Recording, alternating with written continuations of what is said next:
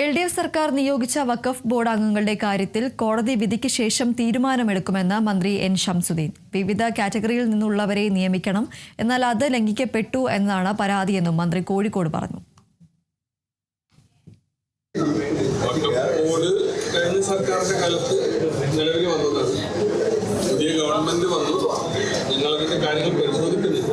അതിനിടയിൽ അതുമായി ബന്ധപ്പെട്ട് നിലവിലുള്ള വഖഫ് ബോർഡുമായി ബന്ധപ്പെട്ട് ഹൈക്കോടതിയിൽ ഒരു ലിറ്റിഗേഷൻ വന്നിട്ടുണ്ട്.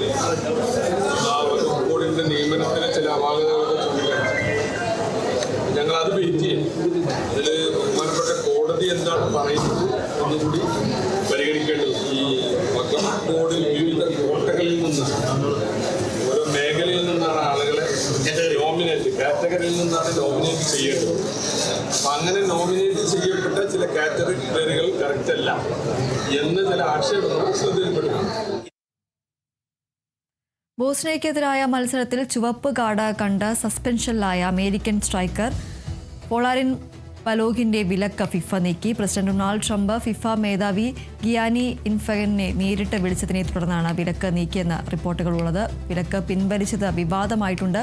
ബെൽജിയത്തിനെതിരെ ക്വാർട്ടർ മത്സരത്തിൽ ഫ്ലോറിൻ കളിക്കുമെന്ന് ഫിഫ ഔദ്യോഗികമായി അറിയിച്ചിട്ടുണ്ട്.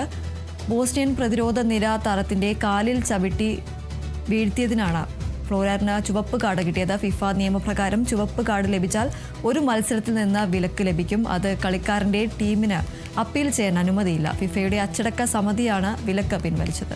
വിലക്ക് നീക്കിയതിന് ഫിഫ വിശദീകരണമൊന്നും നൽകിയിട്ടില്ല. വിലക്ക് നീക്കിയതോടെ ട്രംപ് ഫിഫയ്ക്ക് നന്ദി പറഞ്ഞു. അനീതി തിരുത്തിയെന്നും ട്രംപ് തന്റെ ട്രൂത്ത് സോഷ്യൽ പ്ലാറ്റ്ഫോമിൽ കുറിപ്പിട്ടു. കളി നിയമങ്ങൾക്ക് വിരുദ്ധമായ നടപടിയാണ് ഫിഫയുടെ ഭാഗത്തുനിന്നുണ്ടായതെന്ന് ബെൽജിയൻ ഫുട്ബോൾ ഉദ്യോഗസ്ഥർ വിമർശിച്ചു.